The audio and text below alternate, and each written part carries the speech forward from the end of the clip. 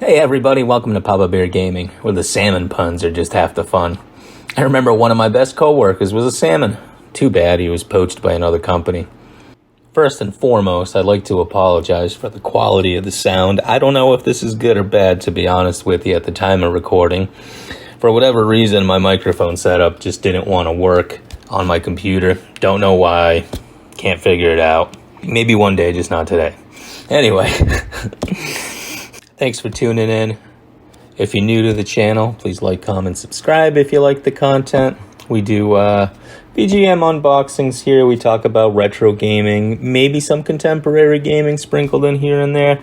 And once in a while, I like to share games and my thoughts on games that I really enjoyed or have spent a decent amount of time playing. Today is one of those videos, so I hope you enjoy.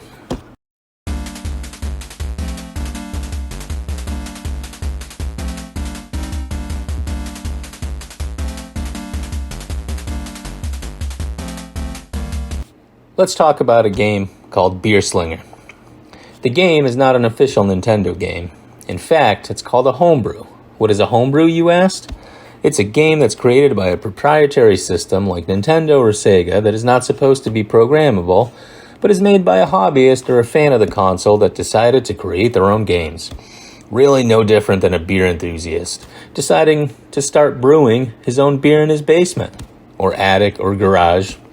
This particular homebrew was made by a studio that sells games for the NES, Genesis, SNES, and even PC. They even sell you empty game shells and game boards so you can program your own games. That's pretty cool. I actually picked up my copy of Beer Slinger on eBay, and for what it is worth, I overpaid. I could have gotten a new copy from their website for $30, and at the time of purchase, I didn't know that it was a studio-released game. They have several other games that I don't mind checking out, such as Get 'em Gary, which in my opinion looks like a version of Fix-It Felix from the Wreck-It Ralph movie franchise. Blow 'em Out, which puts you as a character that jumps around a big cake and you try to blow out the candles, or Ira, I hope I'm pronouncing that right, the Crow Maiden. If you have a moment, please check out their website. The link will be in the description below. I'm not sponsored by them, but it looks like the people that are involved in this studio and look like they've put in a hell of a lot of work to make their website great. The games look fantastic, and I've had a lot of fun playing Beer Slinger. So I feel like they also should be recognized for the hard work and dedication that they put into this. That's why I'm giving them a little bit of free promotion. The game, like I mentioned before, is called Beer Slinger. The name pretty much says it all. You give beer to your customers. It's really more like a gentle passing of the beer, not so much slinging. The game should be renamed Beer Hander or Beer Gentle Giver, but it doesn't quite have the same ring as Beer Slinger. Almost sounds like a Wild West shooter game.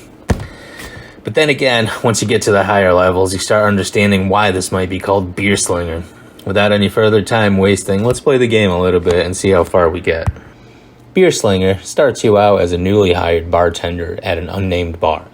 Soon as you press the start button, you get a little bit of an exposition and a few simple words, explaining the story to the player. The first screen you see after pressing start reads as follows. You're the new bartender. Great. I just fired my last one. So you're on your own tonight. My customer want their beer, and they want it fast. Don't screw up or you'll end up like the last guy. Use the D-pad to move, B to pour and serve beer, and A to get rid of the beer. Good luck. That's really weird how my new boss would mention that to me on the first day. I mean, what does that even mean? Use the D-pad to move. I'm serving beer to people standing at a bar. Doesn't make any sense.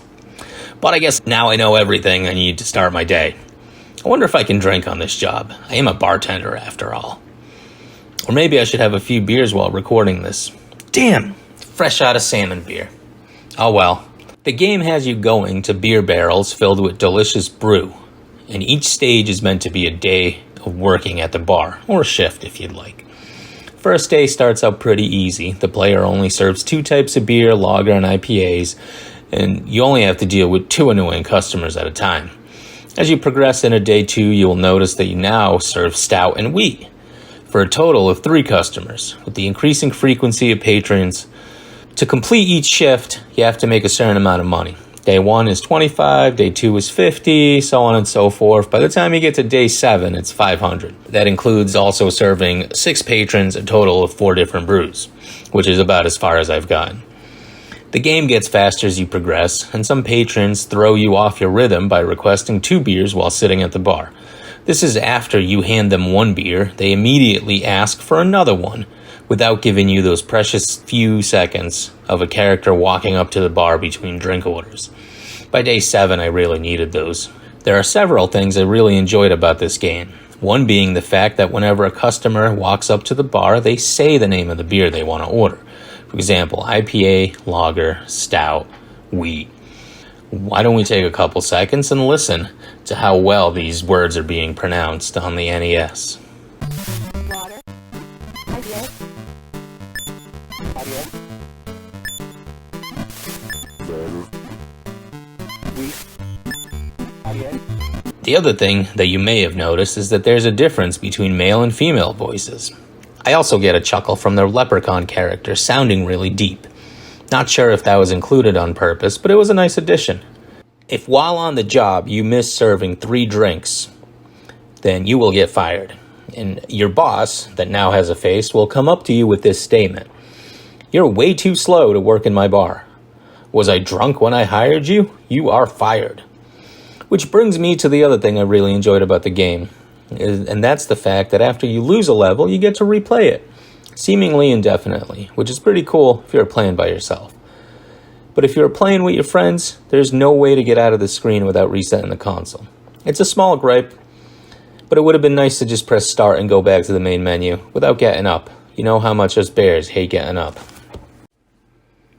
Overall, the game is pretty good. I had a lot of fun with it, and I highly recommend you trying it out. Easy to pick up, no long story. Just a fun few hours alone or with your friends to see how many beers you can sling at your customers, or gently pass to them. Also, if you can give the Second Dimension website a look, they have some pretty cool products on there. I'll be sure to get some of the other NES games from them. I hope you guys enjoy the video. Like, comment, subscribe. I had a lot of fun making this, and I hope to release more of these in the future. Please be good to one another. You never know when you'll see that somebody for the last time. Peace, and have a good day, y'all.